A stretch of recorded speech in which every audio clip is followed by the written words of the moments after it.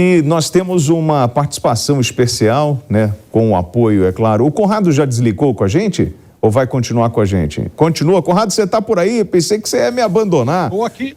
Que bom que não, contigo eu não abandono nunca aqui, William. Olha aí o time que a gente formou agora, então, para falar de guerra. Que bacana. Tem o Fernando Conrado, no Rio Grande do Sul, o Luiz Kawaguchi, jornalista, convidado aqui do Headline News, ele que esteve em território ucraniano acompanhando, né, este confronto entre Rússia e Ucrânia.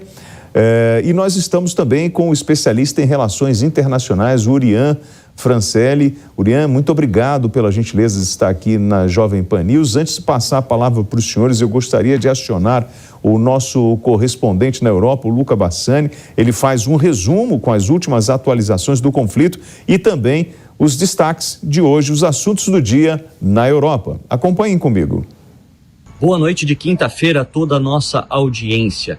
Hoje pela manhã, o pesadelo dos europeus diminuiu um pouco após a reativação do principal gasoduto que parte da Rússia em direção à Alemanha, o Nord Stream 1, que atravessa o Mar Báltico e depois da Alemanha é distribuído para outros países, foi religado em 2/3 de sua capacidade inicialmente, depois aumentou um pouco mais, o que de certa forma alivia a preocupação dos europeus na semana passada, quando o Nord Stream 1, esse mesmo gasoduto, foi fechado por 10 dias para manutenção e muitos acreditavam que por conta das circunstâncias da guerra ele poderia vir a não ser religado pelas autoridades russas. Mesmo assim, há grande preocupação relacionada à Comissão Europeia para a questão energética para esse inverno, portanto, a presidente da comissão, Ursula von der Leyen, pede exatamente cautela quando negociar com os russos e também economia para que esse excedente possa ser utilizado no inverno, tanto para o aquecimento das casas quanto para a questão industrial, que é fundamental nesse cenário de inflação, já que não querem que se chegue em um cenário de estagflação, onde haja também estagnação econômica. No aspecto da guerra, a gente vê que após a fala do ministro das Relações Exteriores, Sergei Lavrov, de que as ambições russas podem ultrapassar os confins do Donbass, grande parte da comunidade internacional se preocupou, além, é claro, do presidente Zelensky fazer mais um apelo pedindo novas armas para resistir. A gente vê que, ao mesmo tempo que essas armas têm chegado em Donetsk, tem, de certa forma, diminuído a velocidade em que os russos conseguem avançar, não tem feito com que os ucranianos revejam territórios já conquistados e dominados pelos russos outrora. Em relacionado ao Donetsk, a gente vê exatamente que há fortes bombardeios, uma crise humanitária sem precedentes para a Ucrânia, além, é claro, do temor de que eles continuem avançando depois, a partir da Crimeia e Kherson, regiões já conquistadas, para Mykolaiv e Odessa, e impeçam o controle, ou pelo menos o acesso dos ucranianos ao Mar Negro, uma região que é tão essencial para a economia ucraniana, para o escoamento de grãos, escoamento de sua produção industrial, e pode tornar, sim, a Ucrânia um país falido, um país à mercê de tudo aquilo que a Rússia decida. A gente continua acompanhando todos os impactos econômicos e também políticos. Mais um premier cai na Europa por conta da guerra. O premier italiano Mario Draghi acaba também deixando o cargo nesta quinta-feira, e novas eleições foram convocadas para setembro após a dissolução do parlamento pelo presidente da República, Sérgio Mattarella. A guerra com suas várias facetas, e nós atualizando sempre toda a nossa audiência em primeira mão. Luca Bassani, de Podgorica, em Montenegro, para a Jovem Pan News. Obrigado, então. Eu queria agradecer ao Luca Bassani e começo com o Urian, fazendo uma provocação para você, Urian, porque a Ucrânia disse que quer estabelecer um tribunal internacional único para julgar os principais membros do regime da Rússia pelo ato de agressão, o que pode resultar na emissão de um mandado de prisão para Vladimir Putin. E eu fico tentando entender como cumprir um mandado de prisão contra Putin. É assim, que tipo de relação é essa e que tipo de proposta é essa? Até que ponto isso tem relevância? Boa noite, William, boa noite a todos, é um prazer estar aqui com vocês.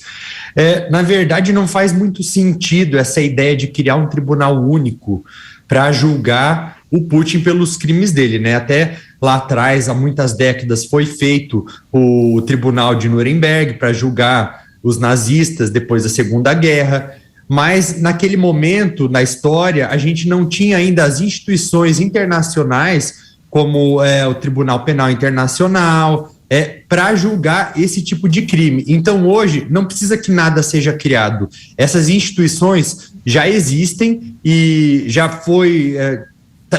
alguns crimes estão sendo investigados, né, crimes de guerra. Vamos lembrar sempre que até mesmo as guerras são regidas por leis internacionais, que a maior parte desses países fazem parte. Então, tudo em uma guerra, até mesmo em uma guerra, tem certas coisas que você não pode fazer. Você não pode, por exemplo, deliberadamente atacar civis. Então, caso seja comprovado que o Putin, pessoalmente, ou generais ou pessoas importantes do exército russo cometeram crimes de guerra na Ucrânia, eles deveriam ser levados para esses tribunais, para essas cortes já existentes, e mesmo que julgados e considerados culpados, é muito difícil a prisão deles fora do território russo. Eles teriam que estar em alguma outra localidade, algum outro país que assinou um desses acordos para que eles pudessem, de fato, prender o Putin. Bom, vamos lá. Kawaguchi, eu estou imaginando quem poderia levar esse mandato lá para o Putin e falar assim, o senhor está convocado para o Tribunal Internacional. É muito complicado, né? Quem faria essa entrega, quem que entraria na Rússia para fazer isso? Só se os russos quisessem fritar o Putin, mas isso daí é altamente improvável. O mais provável é que esse tipo de processo ele caduque, que ele perca validade, ou que... eu quero dizer, que o Putin morra antes desse processo chegar ao fim, né? Não que ele, sem entrar naquelas teorias de que ele está doente ou não estou falando isso, mas são processos que eles são lentos, né? Não sei se teria agilidade suficiente, se teria aí a possibilidade de entrar dentro da Rússia. É muito difícil, a gente nunca viu isso acontecer antes. E mesmo que fosse utilizado aí a força da ONU, por exemplo, a Rússia sempre teria o poder de veto contra qualquer ação dessa natureza. Então, e aí, Conrado, é a história do simbolismo, né? Vamos criar um movimento e vamos tentar atacar esse nosso adversário, mas no fundo, de forma efetiva, eu não posso fazer absolutamente nada porque ele é o senhor das armas e hoje tem lá o maior arsenal nuclear do planeta e não tem ninguém que possa dizer para ele, olha, o senhor não pode invadir o território do coleguinha.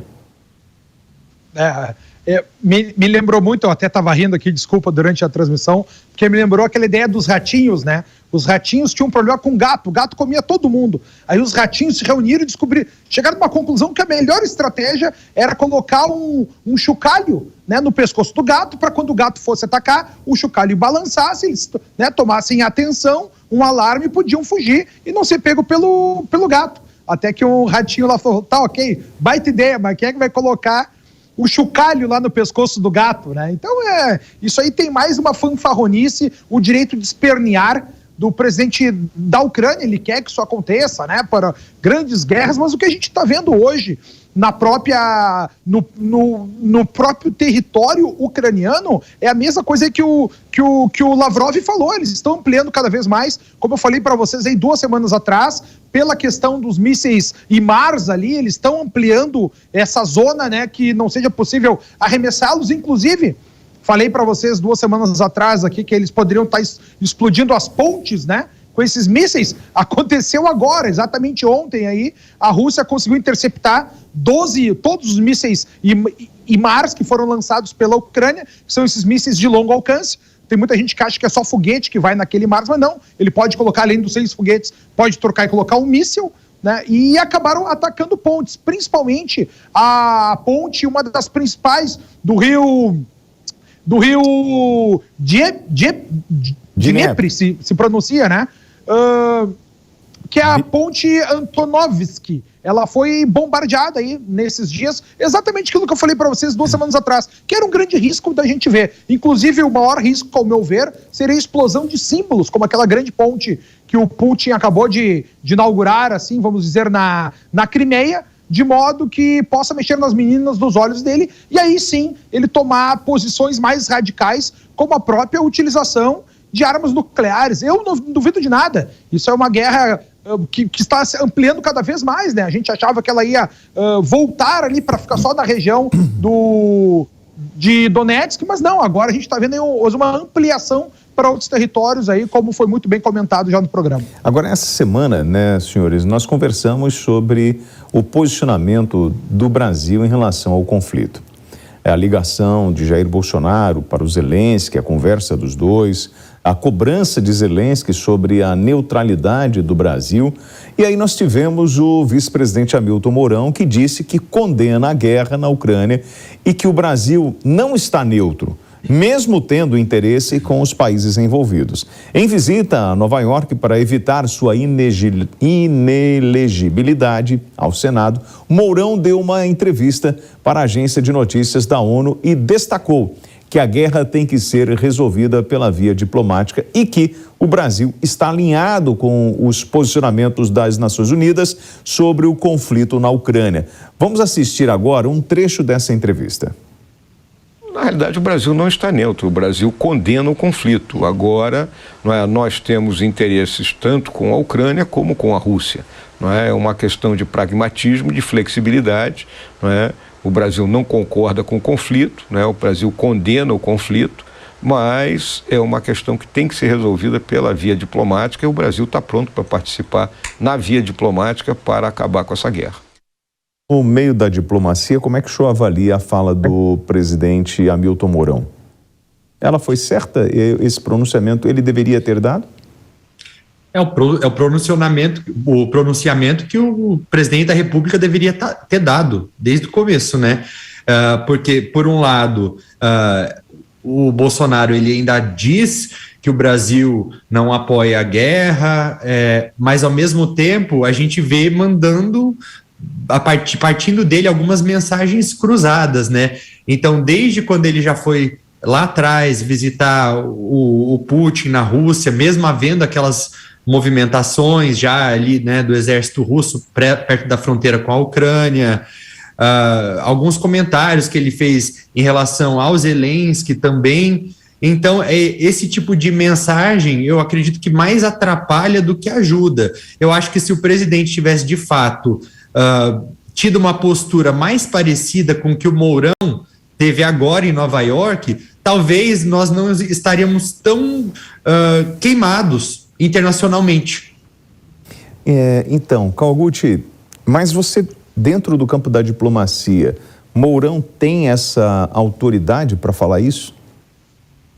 Eu concordo com o Facelli. Eu acho que ele não tem o mesmo peso político do presidente Bolsonaro, que no final o que vale é o que fala o presidente Bolsonaro, são as atitudes que toma o presidente Bolsonaro. Mas a fala do Mourão coloca ele mais alinhado com as nações europeias, que estão condenando a guerra na Ucrânia, mas ao mesmo tempo continuam comprando gás da Rússia, continuam comprando petróleo da Rússia. Então, no discurso eu acho que está alinhado. A diferença é que, diferente das nações europeias, o Brasil não está enviando armas para a Ucrânia, mas, assim, numa situação ideal, seria o mundo conseguir se alinhar para fazer uma pressão econômica e acabar com o conflito sem ter que mandar armas, sem ter que mandar tropas para o terreno. Essa seria a situação ideal, mas o Brasil, por exemplo, ele não pode abrir mão das suas importações, por exemplo, de fertilizantes, que são essenciais aí para o agronegócio. A questão da importação do diesel já é uma coisa já mais duvidosa. O Brasil conseguiria aí, eventualmente, sair dessa crise, se segurar nessa crise sem a necessidade desse tipo de importação. Já é uma coisa mais difícil de justificar. Mas quando o Mourão faz esse tipo de declaração, acho que ele está mais alinhado aí com os diplomatas europeus, embora o peso seja mais para o que o Bolsonaro diz e não para o que o Mourão diz. Então, mas, gente, Mourão quebrou o protocolo, Conrado?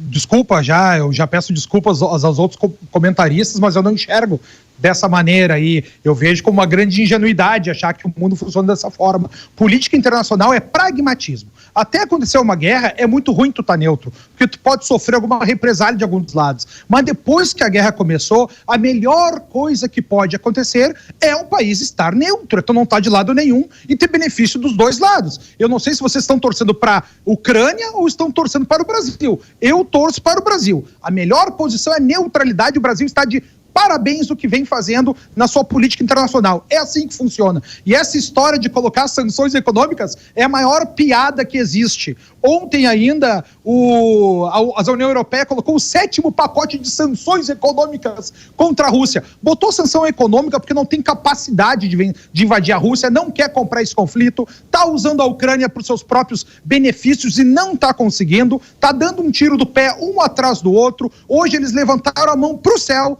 que o Putin resolveu devolver o Nord Stream a funcionar para dar gás para a Alemanha, e é como vocês já comentaram aqui, todos esses países que lutam pelo verde, lutam pela causa ambiental, continuam comprando gás da Rússia, continuam agora, no momento de falta de energia, usando suas termoelétricas novamente. É tudo uma grande hipocrisia que a gente vê na Europa. Em termos do Brasil, eu sou bem pragmático nas relações internacionais, o Brasil tem que se manter neutro nessa história para obter vantagem dos dois lados. Tá? Isso aí é óbvio, tem gente que torce para um lado ou para o outro. Eu sou muito pragmático nesse aspecto aí, William. Bom, vi que você abriu seu coração. Eu vou fazer o seguinte, gente, eu vou para um rápido intervalo, já a gente volta com esse bate-papo sobre o conflito dentro da Ucrânia. Não saia daí, continue com a gente na PAN, são 11h25.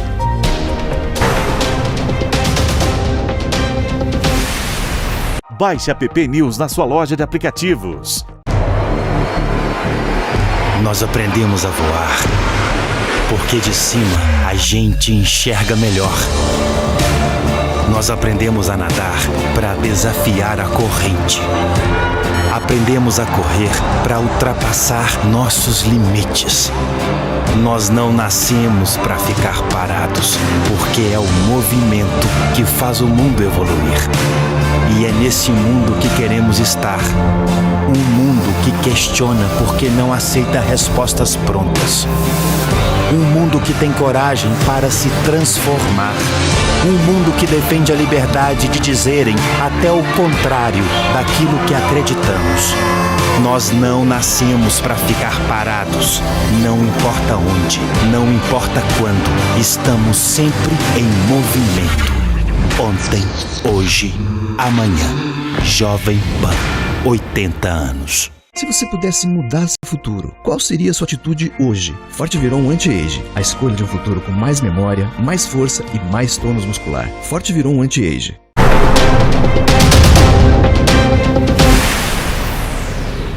Onze horas 26 minutos, nós estamos de volta com o Headline News, recebendo o Luiz Kawaguchi, o nosso jornalista convidado, ele que esteve em território ucraniano, Urian Francelli, especialista em relações internacionais. Estamos também com o Fernando Conrado, nosso comentarista PAN.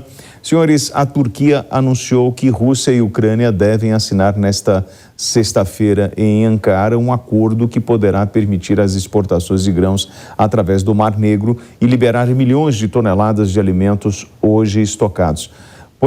Anselmo, você tem algum receio, Urian, disso, da gente enfrentar uma grande crise alimentar mundial? Os países realmente podem chegar à beira do caos? É uma preocupação grande das Nações Unidas. Inclusive, eles estimam que, caso essa crise seja agravada, isso poderá afetar a fome de 181 milhões de pessoas no mundo inteiro. Então, eu espero realmente que esse acordo seja assinado amanhã lá na Turquia e que a Rússia libere os portos para o escoamento dos alimentos ucranianos. Inclusive, isso é uma coisa que precisa ser feita porque já não tem mais onde estocar esses alimentos na própria Ucrânia. É necessário. Bom, e aí, vamos lá. Kawaguchi, para além de falar dos grãos, eu queria fazer uma pergunta para você. Ontem eu até cheguei a comentar isso com você lá no particular. O que o ucraniano está comendo hoje? Falta alimento dentro do território ucraniano em função da guerra? Como é que está a situação? Ou o que você viu por lá? Na verdade, a Ucrânia tem muito grão estocado. Só ali nos portos de Odessa, principalmente de Odessa, calcula-se que tenha mais de 20 milhões de toneladas de grãos para serem exportados. O que eu levantei quando estava na Ucrânia é que a Ucrânia tem o que ela tem estocado em todos os seus silos de armazenamento poderia alimentar o país por cerca de 3 anos. Esses são as estatísticas. Agora, na prática, o que a gente... Quando eu estive andando por diversas cidades por lá, você tem supermercados funcionando normalmente, então você tem uma variedade aí de legumes, verduras, muita batata, que é o que eles utilizam bastante na sua alimentação, tem carnes, então, ou seja, as pessoas estão conseguindo ter acesso aos alimentos na área que é controlada pela Ucrânia. Está tendo logística, esses alimentos estão chegando. A questão é que, próximo da frente de batalha, muitos desses mercados não estão funcionando. E aí estamos falando de mercados e feiras livres, aí já é mais complicado para a população conseguir alimento e eles precisam de ajuda humanitária. Isso próximo da frente de batalha. Mas dentro das grandes cidades, esse abastecimento está relativamente normal. Eu acabei conversando com alguns combatentes aí ucranianos hoje, perguntei como é que está a alimentação de vocês. Eles falaram, olha, a ração aqui tem 2 tipos. Quando a gente está na linha de frente, a gente usa a ração operacional, que são aqueles alimentos desidratados, então está vindo isso do Ocidente para eles, que é o mesmo tipo de ração, por exemplo, que o Exército Brasileiro utiliza, são comidas de fácil preparo aí que se faz no campo de batalha. Quando eles estão um pouco mais afastados, eles comem majoritariamente frango ensopado e batata. Diz que é todo dia isso, ninguém mais aguenta mais comer esse prato. Então eles estão tentando aí usar o seu próprio dinheiro para comprar outras comidas nos mercados. Mas não falta comida, apesar deles reclamarem aí da qualidade, não tem faltado para os combatentes. Então, vamos lá, Conrado, eu senti uma certa insensibilidade sua em relação ao conflito na Ucrânia ou não? Não, insensibilidade, mundo real, né? Eu não tenho essa visão, pensamento mágico, wishful thinking. Eu vejo as coisas bem nua e crua com o que a gente tem. Por exemplo, a vida, mas eu sei que é duro dizer isso para as pessoas, e aí basta procurar na internet, tu vai ver as informações que eu te digo aqui, é tudo facilmente encontrável. Eu só faço essa depuração para trazer aqui, mas a vida na Ucrânia, fora do fronte de batalha, ela está relativamente normal. As pessoas estão aproveitando o verão, estão indo às praias, as lojas têm suprimentos para vender, a vida fora do fronte de batalha continua relativamente normal. Tá, senhor? Só para chegar. E assim, na Rússia também, inclusive, conversei hoje com uma amiga minha que mora em Moscou, dizendo, porrada, tirando algumas lojas aqui, a Zara, H&M, a IKEA, que fecharam, de resto, os McDonald's, né, de resto, tá a vida normal aqui por Moscou. Então a gente está vendo essa grande normalidade, porque já tem um costume, né, nós já estamos mais acostumados com esse caos no dia a dia, e faz parte, William, não é insensibilidade minha, faz parte a gente analisar o que a gente realmente tem, né? Quais são os pontos que tem. E como eu já havia conversado com vocês, a Rússia está solidificando cada vez mais a sua posição do lado direito aí do rio Dnipro. Eles já consolidaram aquilo ali, e é um espaço tão grande, que é maior do que o Reino Unido, por exemplo, né? Do Reino Unido, não, que a ilha ali como um todo. Então, se a gente pensar nisso aí, é uma grande perda para a Ucrânia, essa estabilização, e como eu já falei para vocês, o Lavrov já deixou claro também que essa ampliação dos territórios atacados vai continuar, até pelaquela questão dos mísseis que eu já falei para vocês. Então não é insensibilidade, eu vejo as coisas de maneira muito fria, né? Não é insensibilidade, mas tu vê de maneira muito fria, não. Eu vejo os dados do que tem aqui e não puxo a brasa para nenhum assado. Para mim uma guerra é horrível, né? A gente tem que ver no mundo cada vez mais em paz pela diplomacia, esse é o nosso grande objetivo, mas a força bruta muitas vezes é o que realmente convence e é o que a Europa está enxergando. Então eles estão deixando de lado suas filosofias aí de abandono de armas não letais, que é o que a gente viu desde o início. Logo no início da guerra, a própria Dinamarca mandou tanques para a Ucrânia, a Alemanha rasgou sua própria lei e autorizou a venda de armas mortíferas, de armas letais para as zonas em conflito, que era proibido na Alemanha. A gente está vendo os interesses ocorrendo de todos os lados. Triste para quem? para a população da Ucrânia que está vivendo lá no fronte da guerra, perdendo a sua vida, sendo destruída, milhares de mortos de ambos lados. Essa é a verdadeira tristeza. Mas o resto da Europa está só se safando a partir de um abuso do povo da Ucrânia. Então, Urian, e aí, pegando essa fala do Conrado, de que parte da Ucrânia segue a vida, ou seja, vida que segue, e vou à praia, vou no shopping, essas imagens que nós recebemos aqui no Ocidente, isso faz parte de uma narrativa para sensibilizar o Ocidente, para apoiar as ações da OTAN, dos Estados Unidos, nesse enfrentamento com a Rússia em território ucraniano? Você sempre tem narrativas dos dois lados, né, em relação a uma guerra. Muitas dessas imagens são reais, a maior parte, inclusive, mas a gente não sabe até que ponto também o governo ucraniano está tentando usar algumas delas para, de fato, sensibilizar e conseguir uma ajuda mais forte, mais efetiva do Ocidente.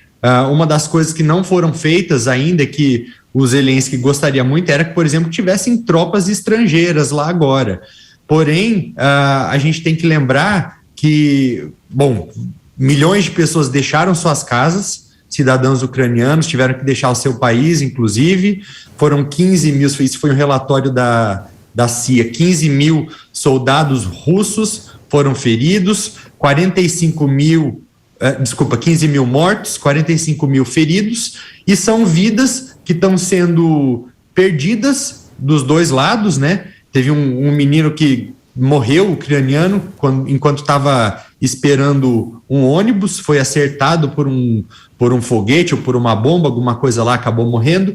Então, cada vida dessas conta. E é por isso que a gente tem que evitar a guerra. Bom, vamos lá, Kawaguchi. Sobre essa visão, né, que a gente está falando, que eu provoquei o Urian, né, dessa mensagem que tentam, ou melhor, estão tentando passar essa mensagem, né, deste conflito. Existe um cenário montado para mostrar para o Ocidente e sensibilizar essas lideranças para investir dinheiro, para mover a máquina da guerra? Eu acho que não tem nada de cenário, não. Com todo respeito, eu discordo completamente aí do Conrado. Não sei se ele já teve em território em conflito alguma vez, mas não tem nada de normal na área de conflito. Você tem mísseis caindo, tudo quanto é lugar, você tem pessoas explodindo, você tem milhares de refugiados. Eu visitei fábricas. Os homens eles não estão podendo mais trabalhar nas fábricas porque eles têm que lutar na frente de batalha. Então são as mulheres que estão mantendo a economia do país vivo. Só que mesmo assim estima-se que essa economia encolha cerca de 20%. Não tem nada de normal você estar numa cidade que de repente ela é atacada por uma salva de mísseis, que tem baterias antiaéreas sendo acionadas. Em todo conflito, eu não sei se as pessoas sabem, o conflito ele não é ubíquo, ele não está no país inteiro. Isso em nenhum lugar, nem no Iraque, nem na Ucrânia, nem no Afeganistão, nem tampouco foi na Segunda Guerra. Você tem uma série de ilhas de tranquilidade no país, mas não significa que o país está normal. Tem muita gente morrendo, tem milhares de pessoas morrendo. Eu acho temerário a gente falar, eu estou aqui no Brasil, eu não ligo, porque isso daí eu só vou ver o que me interessa, qual que é a vantagem para o meu país. Não, se a gente pensar dessa forma, a gente está perdendo a nossa humanidade. Aí você fala, o Conrado disse, eu não torço nem para esse, nem para o outro. Esse é o problema, a gente não tem que torcer mesmo, não tem que torcer para um lado nem para o outro. A gente tem que fazer de tudo para que essas vidas não se percam. Quando a gente pensa num conflito, a gente não tem que torcer para um lado ganhar ou para o outro perder, a gente tem que cuidar para que menos pessoas morram, menos lugares sejam destruídos. Então eu sinto, mas eu discordo muito da gente é muito fácil você falar, é pragmático a gente sentado aqui numa cadeira no Brasil falando, deixa eles morrerem lá. E se fosse, por exemplo, na Segunda Guerra, no nazismo, a gente ia tomar a mesma atitude, não estou nem aí? Eu acho temerário isso. Conrado, 1 minuto para você. inclusive, a gente tomou essa decisão durante a Segunda Guerra, né? O Brasil ficou neutro. A gente só entrou na Segunda Guerra depois que a gente teve aí um barco atacado por um submarino nazista, mas até ali o Brasil permaneceu neutro na Segunda Guerra.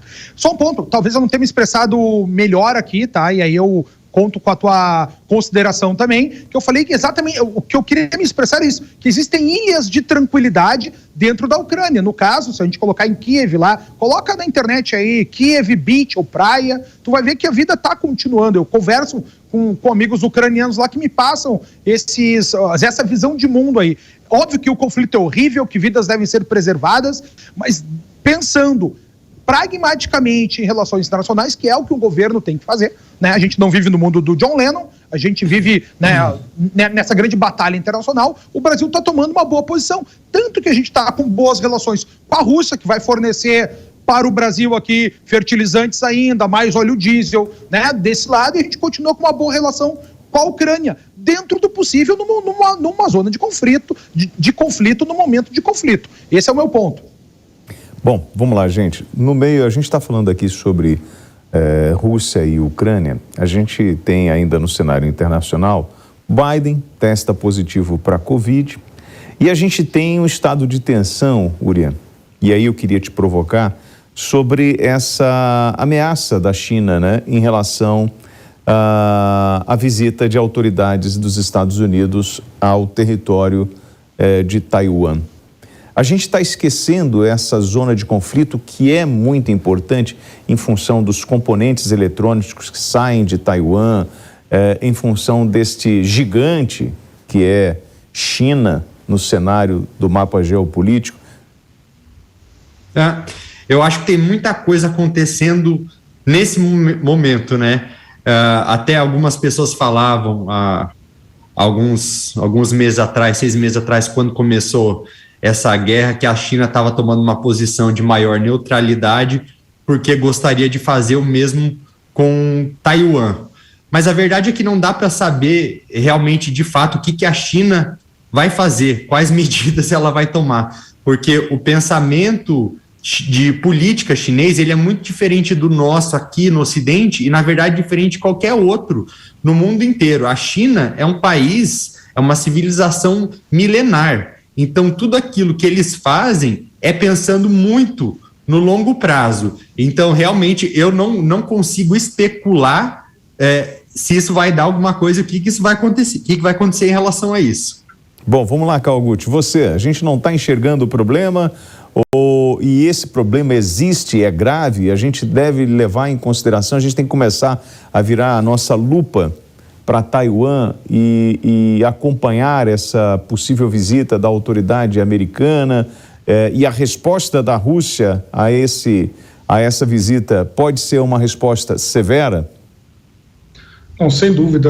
Eu acho que a guerra da Ucrânia abriu um precedente, que é a guerra de conquista, ou seja, você conquistar território. Então a gente tinha aí décadas, pelo menos 60 anos, que a gente não tinha guerras de conquista, e a Rússia abriu esse precedente e agora pode incentivar outras nações a tomarem atitudes semelhantes. Se a gente pensar na China, a China pode argumentar que a ilha de Taiwan sempre foi território chinês. Existe aí uma polêmica, não é um assunto completamente consolidado, mas na prática, se a China, por exemplo, decidisse lançar uma operação militar, que ela pode até nem chamar de guerra, ela pode chamar de operação militar especial contra Taiwan, por exemplo, vai ser uma guerra de conquista, vai ser uma guerra de conquista de território.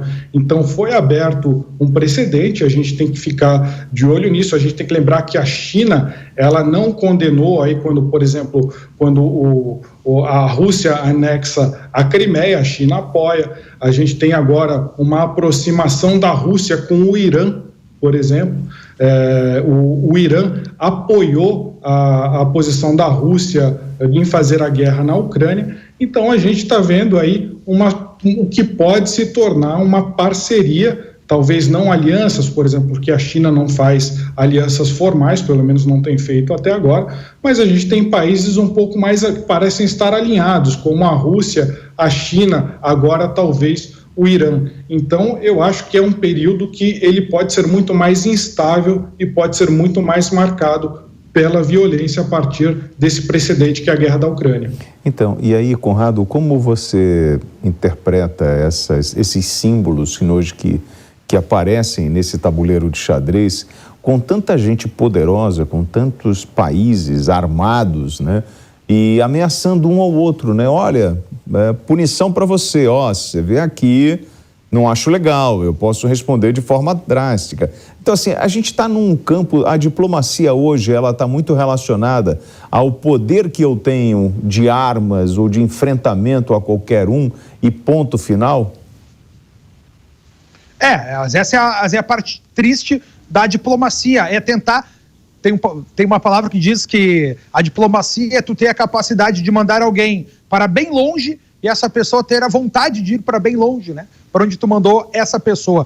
A China, desde o primeiro momento, só fazer algumas complementações do que foi dito, já tinha um acordo duro e grande como uma rocha, como uma montanha, falou os representantes da China em relação à Rússia. Tanto que a gente viu que no momento que aconteceram as sanções econômicas, a Rússia, no outro dia, o sistema de pagamentos, né, uma versão do SWIFT chinês já estava sendo utilizada na Rússia, o cartão de crédito do banco oficial da China já estava sendo utilizado na Rússia, ou seja, tudo já estava pensado, tudo já estava preparado. Essas moções não acontecem do dia para a noite. E a China, como um todo, se coloca numa zona de informação pelo mundo todo. A China não tem na sua característica essa característica expansionista. Tanto a China nós estamos falando de uma nação milenar, a Rússia, nós estamos falando aí que séculos mais, desde o século XII, ela se formou na própria cidade de Kiev, lá na Ucrânia. Mas só o que está acontecendo agora, para te responder melhor aqui, o que tu vinha perguntando para os outros convidados também, é que ontem ainda o chefe da CIA falou que essa prerrogativa do que está acontecendo entre Rússia e Ucrânia está dando a China a pensar somente como e quando vai invadir Taiwan. Então a gente tem que abrir bem os olhos e a gente está vendo que o mundo está se comunicando cada vez maior, a parte financeira nós já estamos tratativas de óleo em renminbi, que é a moeda dos chineses, nós já temos essas negociações comerciais, porque uma coisa que a gente tem que pensar, William, de maneira muito fria, mais uma vez, né, se toda essa produção russa de energia, por exemplo, né, não for consumido pela Europa por conta das sanções, a China compra tudo, meus amigos. Compra tudo. Não à toa o rublo, o dinheiro da Rússia está cada vez mais valorizado. A gente está numa guerra e o rublo hoje está mais valorizado que no início da guerra. A gente tem que enxergar as coisas com frieza, muitas vezes, para conseguir ver o próximo passo, né? E o próximo passo, para mim, observando e já respondendo tua questão para finalizar aqui, é que a situação, a tensão entre China e Taiwan pode vir a agravar, William. Então, Urian, você é especialista em relações internacionais. Que nova ordem mundial é essa que nós podemos esperar? Podemos especular sobre isso? Especular dá, né? Isso vai depender também de quanto tempo vai durar essa guerra. E quanto mais tempo durar, maior a chance de haver algum tipo de sistema novo, né? O que está acontecendo agora lembra muito o que aconteceu na Guerra Fria. E a Guerra Fria durou muitos anos, muitas décadas. E talvez o mais tenebroso desse período foram aquelas coisas que aconteceram de maneira quase que acidental, que acabaram acontecendo, como, por exemplo, a crise dos mísseis de Cuba.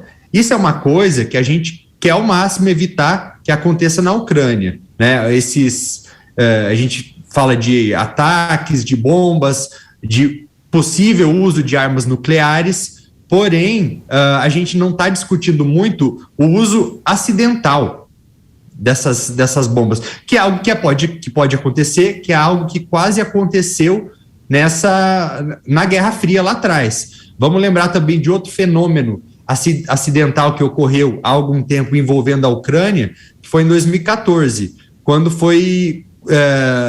uma zona separatista derrubou aquele avião da Malaysian Airlines. Então, toda essa nova ordem vai depender de quanto tempo isso vai durar, mas eu acho que já dá para a gente constatar que talvez as democracias, principalmente as democracias ocidentais, sejam muito mais frágeis do que antes a gente estava pensando. Você concorda com isso, Kawaguchi? Eu acho que se a gente pensar no mundo das democracias liberais, de fato elas são muito sensíveis aí a informações, a campanhas de informação. É difícil você, por exemplo, o Putin e o Xi Jinping, eles vão continuar lá, vão mudando os líderes do Ocidente, mas eles vão continuar lá, essa é a perspectiva.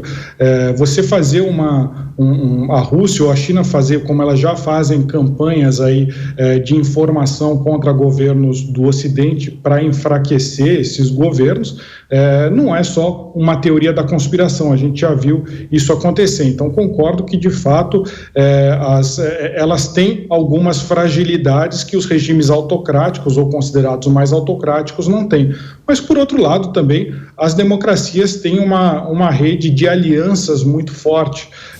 Por exemplo, você pensar nos Estados Unidos e os seus aliados europeus, os aliados Austrália, eventualmente Índia, eles têm uma rede de alianças que pode ser muito consistente, eles têm mecanismos, eles têm fóruns de discussão internacional que podem exercer aí um poder muito grande. A gente não pode descartar, achar que as democracias liberais acabaram. Eu acho que não é por aí. E para falar sobre o que essa guerra da Ucrânia, ela diz a Rússia tentando desafiar a hegemonia dos Estados Unidos, a hegemonia global dos Estados Unidos. Aí todo mundo fala, legal, agora vai ter o multilateralismo, todas as nações vão ter sua vez. Não vai ser bem assim, né? Vai ser um mundo muito mais violento. As nações, para conseguirem ter protagonismo, elas vão ter que ter hard power, elas vão ter que passar aí por um processo de luta, como a gente está vendo a Rússia fazendo, pode ver a China fazer na frente, mas não significa que alguém vai chegar para o Brasil e falar, olha, está aqui o seu quinhão de poder, agora somos um mundo mais feliz. Não vai ser assim, vai ser um mundo mais violento. E a China também não está nada interessada em multilateralismo. A China quer hegemonia, só que ela quer estar lá no lugar dos Estados Unidos. Então, eu acho precipitado a gente achar que um mundo com mais multilateralismo, ele é melhor. O que eu posso dizer é que ele vai ser mais violento durante um período. E aí eu queria pedir já para trazer o mapa de refugiados e fazer uma provocação ao Conrado, que você não falou sobre esse processo democrático. A democracia, ela está frágil nesse período que nós estamos vivendo, ô Conrado? E como nós vamos reagir aqui no Brasil? Porque estão falando, como o Kawaguchi falou, a gente pode ter aí uma corrida armamentista, né? Ou seja, países começam a se armar. E nós aqui no Brasil, nesse país do tamanho de um continente? Conrado. Ser do tamanho de um... Alô? Tô aqui? Oi, tô te ouvindo. Me ouve, tá. O Brasil tem um grande trunfo de ser o tamanho de um continente, né? De ter suas reservas, sua biosfera, água, porque tem 3 coisas importantes para qualquer nação. É a gente ter cada vez mais disposição de energia, né? Ter uma indústria cada vez mais forte e também ter esse grande tamanho, né? Territorial, um grande trunfo. Porque quando tu fala ali, William, e perguntava sobre essa nova ordem mundial que está se colocando aí, esse novo desenho mundial, a gente tem que levantar, e aí eu tô junto com o Kawaguchi aqui, eu não sou muito da teoria da conspiração, mas a gente tem que ver que tem cada vez mais novos indícios acontecendo aí, que tem muita coisa que a gente não sabe o porquê de todos esses aspectos. No início da guerra, eu acreditava que ela seria curta, no momento que a Ucrânia não tinha nem poderio para enfrentar os Estados Unidos, e o Biden, inclusive, ofereceu, né, um voo, né, um táxi para tirar o Zelensky lá da Ucrânia. Mas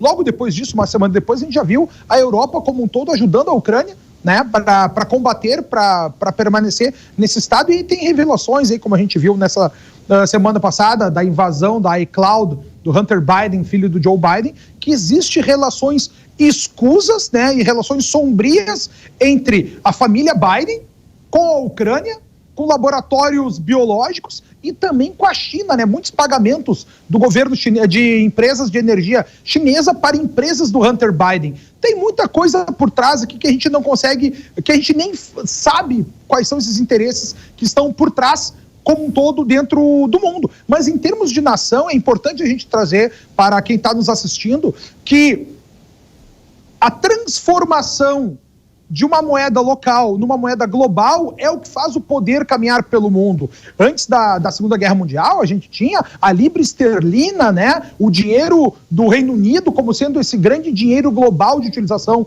Depois da ascendência dos Estados Unidos na Segunda Guerra, o dólar tomou conta. O dólar tomou conta do mundo todo até os dias de hoje. E o que a gente está vendo acontecer agora é o renminbi.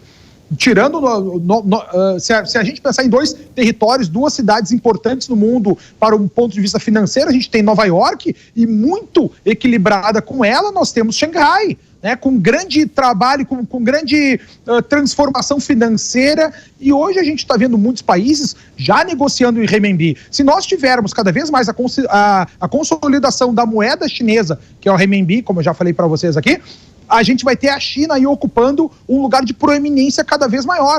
Mas não há dúvida, eu concordo com o Kawaguchi nisso aqui, que a gente, nesse aspecto, que a gente tem que buscar cada vez mais as democracias liberais, porque nesse momento, dentro da liberdade e numa democracia, que o ser humano pode se desenvolver cada vez mais, que tu pode estudar com o que tu quiser, pode trabalhar com o que tu quiser, pode gerir melhor a tua vida, e esse é o grande objetivo, que a gente tenha cada vez lugares melhores para os seres humanos se desenvolverem. Esse é o grande ponto da humanidade, né? Ao menos segundo a minha visão. Para isso que deve concorrer o Estado.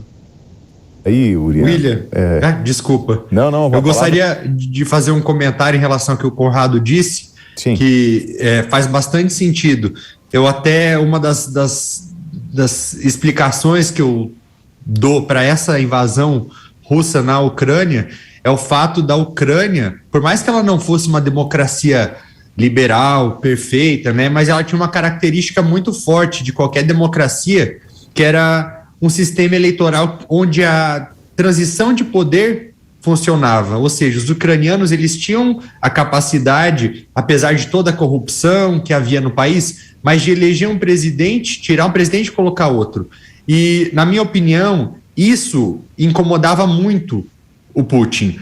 Por quê? Porque ele está lá no poder há muitos anos já, ele durante muito tempo usava a palavra democracia nos discursos dele, aí a partir de 2013 parou de falar em democracia, começou a falar em vontade geral da população, e para ele queria evitar que a própria população russa olhasse para a Ucrânia e pensasse, mas por que será que se ali eles conseguem trocar a liderança do país deles? Será que aqui também a gente não poderia fazer o mesmo? Então, na minha opinião, foi um dos motivos. Óbvio, tem todo o interesse comercial, territorial, de expansionismo, mas um dos fatores, e não pode ser ignorado, é o fato da Ucrânia ser uma democracia e isso ameaçava o Putin. Gente, mas eu pedi até para mostrar o mapa do refugiado, e o Kawaguchi estava falando ali, para mostrar, eu entendo, mas como brasileiro me incomoda muito eu olhar para esse mapa e ver quase 10 milhões de refugiados, né, de mulheres e crianças buscando um refúgio, buscando trabalho, comida, dependentes da ajuda de um parente, de um amigo ou até de um Estado, porque não estão fugindo da sua terra natal. E a gente está falando de dinheiro, né, o Kawaguchi, de interesses econômicos, enquanto nós temos quase 10 milhões de pessoas sofrendo nesse exato momento, aqueles que saíram do território ucraniano para além daqueles que estão dentro do território acompanhando o conflito. Exatamente. Se a gente pegar a Polônia, por exemplo, recebeu quase 5 milhões de refugiados. Eles receberam de braços abertos. Eu estava lá, quando começou o conflito, eu estava na fronteira da Polônia E antes do Estado se mobilizar para receber essas pessoas, o povo já estava mobilizado e já estava recebendo esses refugiados. Só que o que eu sinto, agora falando com as pessoas que estão na Polônia, com os meus contatos lá, é que começa a ter aí eles começam a ver não com essa mesma, não que eles não estejam mais de braços abertos, mas tem uma certa fadiga aí. Ou seja, essas pessoas começam a ter uma pressão em cima da economia. A Polônia já estava tentando fazer uma reforma previdenciária, não estava conseguindo, então tem mais gastos para o Estado, e isso é o que a gente estava falando das democracias liberais, elas são muito sensíveis à opinião das pessoas, das populações, dos votos. Se as pessoas começarem a achar que esses refugiados estão tirando o trabalho deles ou estão causando algum problema social, isso pode demover os políticos, as lideranças de continuarem o seu apoio à Ucrânia. Isso é muito real e isso está sendo até acelerado por um processo de campanha de informação pela Rússia. Senhores, o meu agradecimento ao Fernando Conrado, comentarista PAN, Luiz Kawaguchi, o jornalista convidado, o Urian Francelli, especialista em relações internacionais.